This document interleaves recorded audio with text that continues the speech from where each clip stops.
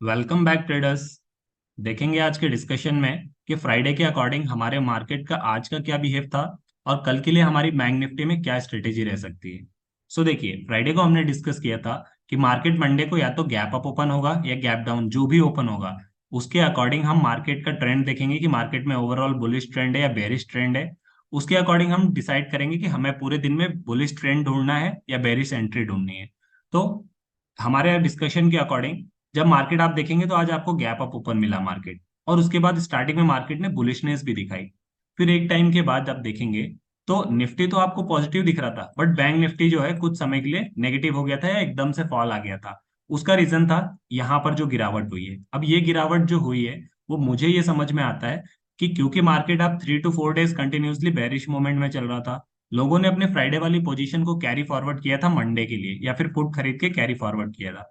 अब जब मार्केट ने गैप अप ओपन होते ही बुलिश मोमेंटम दिखाया तो वो लोग पैनिक में आए और उन्होंने अपना ऑर्डर जो है वो स्क्वायर ऑफ कर लिया। उसी के कारण मार्केट में एक इतनी बड़ी आपको गिरावट देखने को मिली, और उसके बाद आप देखेंगे मार्केट ने वापस से अपना जो है वो मोमेंटम बुलिश वाला पकड़ लिया।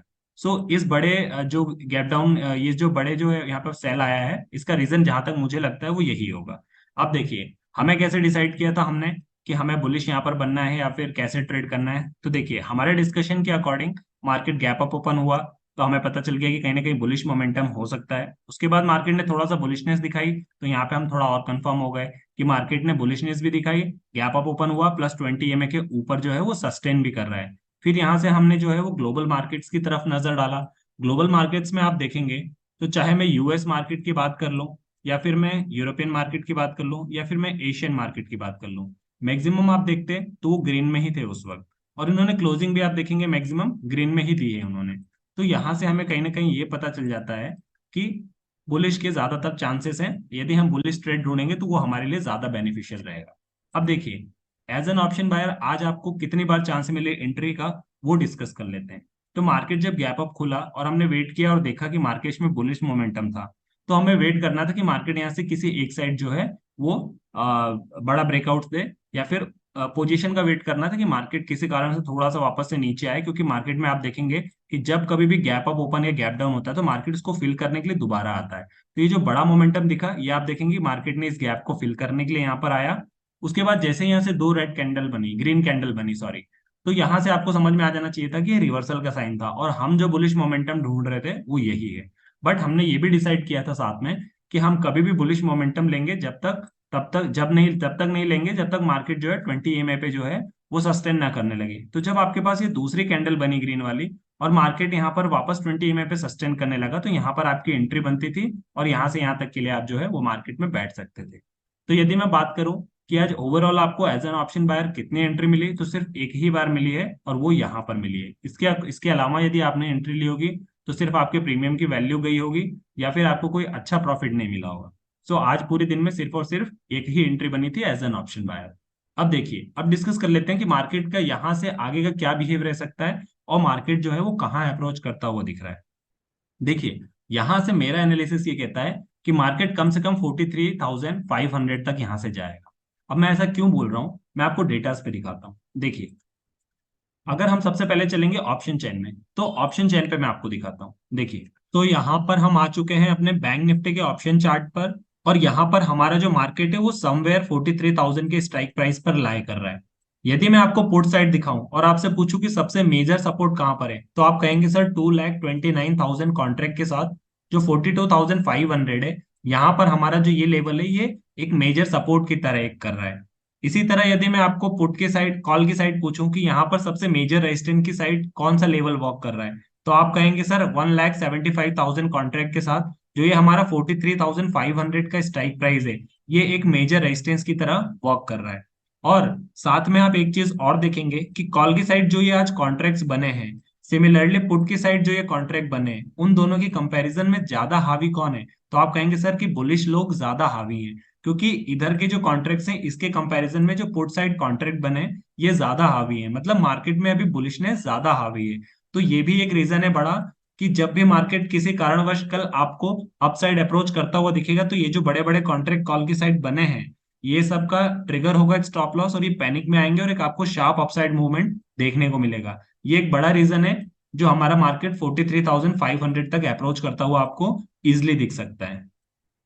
अब एफआईआई की एक्टिविटीज एक बार आप देख लीजिए कि यहाँ पर देखिए जो फ्राइडे को उन्होंने की थी, क्योंकि आज की एक्टिविटी शाम को आती है और वीडियो में अभी बना रहा हूँ, तो हम जो है प्रीवियस फ्राइडे की है उसके अकॉर्डिंग देख रहे हैं। देखिए यदि मैं ऑप्शन में बात करूं तो ऑप्शन में आप देखेंगे कि बैंक निफ्टी में जो है वो सेलिंग हुई थी एज एन ऑप्शन बायर।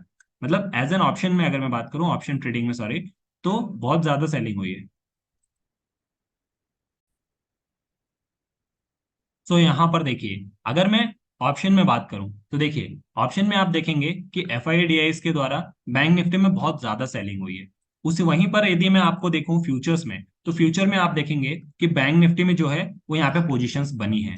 तो इसका क्या मतलब है? इसका ये मतलब है कि फ्राइडे के दिन जो है वो ऑप्शन में जो है वो सेलिंग हुई थी। ये रीजन था कि फ्राइडे को बहुत बड़ा आपको फॉल भी देखने को मिला था। बट आप फ्यूचर में देखेंगे ना, तो फ्यूचर में आपको उनके द्वारा सेलिंग देखने को मिलेगी। मतलब वो लोग भी ये जानते हैं कि कहीं ना कहीं आने वाले टाइम में बैंक निफ्टी अच्छा परफॉर्म कर सकता है, क्योंकि ऑलरेडी मार्केट बहुत ज्यादा गिर गया है। इसलिए फ्यूचर्स में जब पोजीशन बनती है तो मार्केट जो है एक दिन दो दिन गिरता है बट आगे चल के अच्छा परफॉर्म करता है। तो इस ये भी एक रीजन है कि जहां से मुझे दिख रहा है कि मार्केट 43,500 जो है वहां तक अप्रोच करता हुआ आपको इजिली दिख सकता है। सो देखिए एक बार वापस चलते हैं अपने चार्ट पे और यहाँ से डिस्कस कर लेते हैं कि उसके अकॉर्डिंग आपकी जो है वो क्या स्ट्रेटेजी रह सकती है। और ये जो मार्केट में रिकवरी आई है इसके भी बड़े दो कारण हैं, मैं दिखा देता हूं आपको। देखिए मैक्सिमम हमारे जो बैंक निफ्टी में आप देखेंगे ना, तो जो मूवमेंट होते हैं या फिर इंडेक्स का मूवमेंट है वो मोर देन 50% सिर्फ इन दो बैंक में रहता है डिपेंड।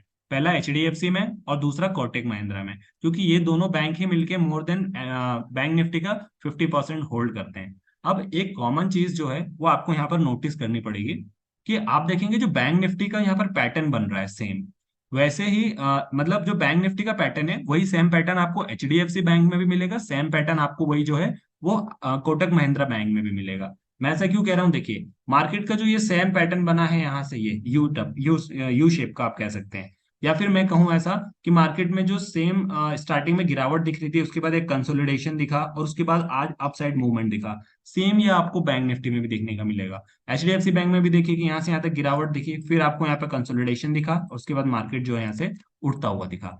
तो जो ये कंसोलिडेशन वाला पार्ट दिखा उसके बाद फिर यहाँ से तेजी आई, फिर ये कंसोलिडेशन वाला पार्ट दिखा, फिर यहाँ से तेजी आई। सिमिलरली आपको मैं बैंक निफ्टी में दिखाऊं तो बैंक निफ्टी में भी देखिए यही हुआ कि मार्केट में जो है स्टार्टिंग से गिरावट आई, फिर यहाँ कंसोलिडेशन वाला पार्ट दिखा, उसके बाद फिर मार्केट में तेजी मिली। तो ये तीनों पैटर्न आप देखेंगे ना सिमिलर मिल रहा है। तो आपको कभी भी बैंक निफ्टी को अगर ट्रैक करना हो तो सबसे अच्छा है कि आप सिर्फ ये दो बैंक को ट्रैक कर लिए तो आप मोर देन 50% जो है वो बैंक निफ्टी को आराम से ट्रैक कर लेंगे। और यही रीजन है कि आपको सिमिलर पैटर्न देखने को मिले। अब जब कभी भी मार्केट एक कंसोलिडेशन फॉर्म में आ जाता है तो या तो वो यहाँ से बड़े साइड नीचे जो है वो मूव देता है या अप साइड देता है। सिमिलरली यहाँ पर भी ये हुआ। तो आप देखेंगे कोटक महिंद्रा और एचडीएफसी में आज तेजी आने की वजह से ही बैंक निफ्टी स्टार्टिंग में लो था बट उसने लास्ट में जो क्लोजिंग दी है वो काफी पॉजिटिव दी है। सो ये भी एक रीजन था मार्केट की जो अपसाइड अप्रोच करने का आज। अब देखिए कल के लिए हमारे यहाँ से क्या रह सकती है एक्सपेक्टेशन और क्या पोजीशन रह सकती है, उसके अकॉर्डिंग हम डिस्कस कर लेते हैं। सो देखिए यहाँ से क्या होगा कि मार्केट ने जो है इस लेवल से आपके 42,100 के लेवल से यहाँ से बाउंस बैक दिया है। और अब जो है मार्केट वो इस लेवल पर आकर यहाँ पर थोड़ा सा सस्टेन कर सकता है, जो लेवल मैंने बनाया है 43,150 का। मैं ऐसा क्यों कह रहा हूँ? क्योंकि मार्केट में आप देखेंगे तो इसके पहले जो फ्राइडे और थर्सडे को फॉल आया था वो इसी लेवल पे आया था। ये क्रुशियल लेवल था जहां से मार्केट ने थोड़ा सा बाउंस बैक देने की भी कोशिश की थी, बट मार्केट किसी कारणवश जो है वो वापस से नीचे आ गया था और फिर यहाँ से ये ब्रेकआउट होते ही एक बड़ा फॉल आपको मिला था। और आप देखेंगे मार्केट ने आज आकर यहाँ पर टच लेके वापस से क्लोजिंग दी है। तो क्योंकि मार्केट 20 EMA के ऊपर है और यहाँ पर इस लेवल पे, तो हो सकता है मार्केट यहाँ पे थोड़ा सा टाइम बिताए और उसके बाद जब इस लेवल का आपको ब्रेकआउट मिलेगा तो डेफिनेटली मार्केट जो है आपको वो 43,573 तक जो है अप्रोच करता हुआ दिखेगा। तो आप अपने एनालिसिस के अकॉर्डिंग यहाँ से देख सकते हैं कि मुझे ऐसा लगता है कि मार्केट जो है 43,573 तक हम जो है बुलिश मोमेंटम के साथ बैठ सकते हैं। और जैसे ही 43,573 का लेवल टच होता है तो ये एक बार में मुश्किल है इसे तोड़ना।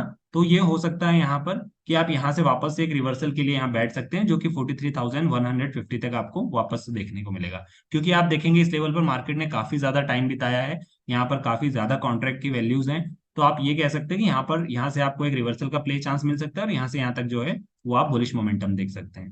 यदि किसी कारणवश से फिर से मार्केट में नेगेटिव न्यूज आ जाती है, क्योंकि अभी वॉर्स चल ही रही हैं, बट काफी टाइम हो गया है, और जब किसी बात को टाइम हो जाता है तो न्यूज फिर उसको न्यूट्रल लेने लगता है। तो ये हो सकता है कि अगर मार्केट आपको नेगेटिव वापस से देता है और गैप डाउन किसी कारणवश खुलता है, तो आप फिर से वेट करेंगे कि मार्केट जो है 42,124 का लेवल पे टच करके बाउंस बैक ले, फिर यहाँ से आपकी जो है वो बाइंग की अपॉर्चुनिटी मिलती है। और यदि मार्केट यहाँ पर आके बाउंस बैक ना लेके किसी कारण से इसको तोड़ देता है, तो फिर आपका 41,851 का 54 का जो लेवल है वापस ओपन हो सकता है, फिर से आप यहाँ पे बेरिश बन के ट्रेड ले सकते हैं।